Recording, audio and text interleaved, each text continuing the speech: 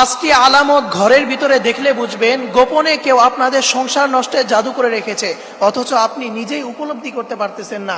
আর এদিকে দিন দিন আপনার জীবনটা ধ্বংসের দিকে চলে যাচ্ছে। প্রিয় ভাই, প্রিয় বোনেরা, বর্তমান সমাজের ভিতরে এই জাদুটোনা, কুফরি কালাম এগুলো বেড়েই চলছে এবং মানুষ এতটা নিকৃষ্ট, সামান্য ঝগড়া, সামান্য শত্রুতা হলেই সে আপনার সংসার বিচ্ছেদের জাদু করে ফেলে, অথচ আপনি এটা নিজে উপলব্ধি করতে পারতেছেন না।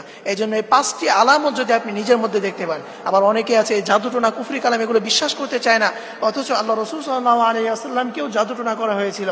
এক ইহুদি মহিলা লাবিদ ইবনে আসম, তিনি নবীজির চুল মোবারক নিয়ে 11টি গিরা দিয়ে তিনি জাদুটোনা করেছিলেন, যার পরিপ্রেক্ষিতে নবীজি সাল্লাল্লাহু আলাইহি ওয়াসাল্লাম দীর্ঘদিন যাবত অসুস্থ হয়ে পড়েছিলেন। তিনি এত সুন্দর করে কথা বলতেন, তিনি আর কথা বলতে পারতেছিলেন না। তিনি নামাজে যখন দাঁড়াতেন তখন তিনি আয়াতগুলো পাঠ করতেন, হঠাৎ করে তিনি আয়াতগুলো ভুলে যেতেন। এই ধরনের সমস্যা এবং দীর্ঘদিন যাবত তিনি অসুস্থ হয়ে পড়েছিলেন। এক পর্যায়ে জিবরাইল আলাইহিস সালামের মাধ্যমে আল্লাহ রাব্বুল আলামিন তাকে জানিয়ে দিলেন যে অমুক ইহুদি মহিলা আপনাকে জাদুটোনা করেছে, এবং এরই পরিপ্রেক্ষিতে আল্লাহ রাব্বুল আলামিন সূরা ফালাক এবং সূরা নাস নাযিল করে দিয়েছেন, এবং দুইটি সূরার 11টি আয়াত রয়েছে, এবং একটি একটি আয়াত যখন নবীজি পাঠ করলেন তার এক একটা গিরা তখন ছুটে গেল। সুবহানাল্লাহ।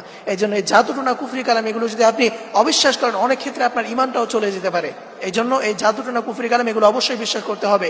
এবং এই জাদুটোনা, কুফরি কালাম এগুলো এতটা মারাত্মক যে একটা জীবন্ত মানুষকে কবর পর্যন্ত নিয়ে যেতে পারে। এই জন্য এই জাদুটোনা, কুফরি কালাম এগুলো অবিশ্বাসের কিছু নেই।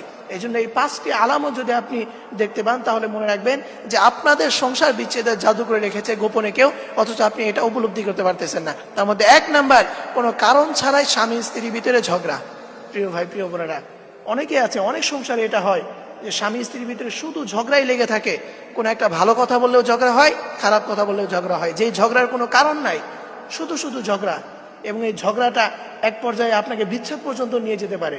এই জন্য কখনো যদি দেখেন যে আপনাদের সংসারের ভিতরে কোনো কারণ ছাড়াই ঝগড়া লাগতেছে, তাহলে বুঝবেন যে আপনাদের সংসারের ভিতরে কেউ সংসার বিচ্ছেদের জাদু করেছে।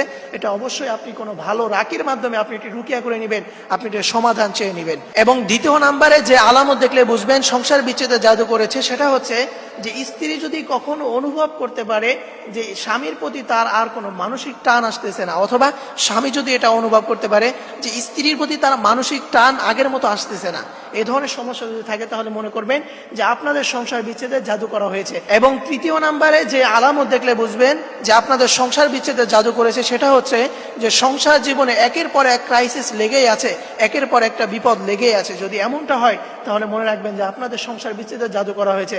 এবং চতুর্থ নাম্বারে আন্দাজে রোগ ব্যাধি লেগে থাকা, মানে কোনো কারণ নাই, শুধু শুধু আপনার সবসময় রোগ ব্যাধি লেগে আছে, অনেক ওষুধ খাচ্ছেন, অনেক ডাক্তার দেখাচ্ছেন, অনেক কবিরাজ দেখাচ্ছেন, অথচ আপনার এটার কোনো ফলাফল পাচ্ছেন না।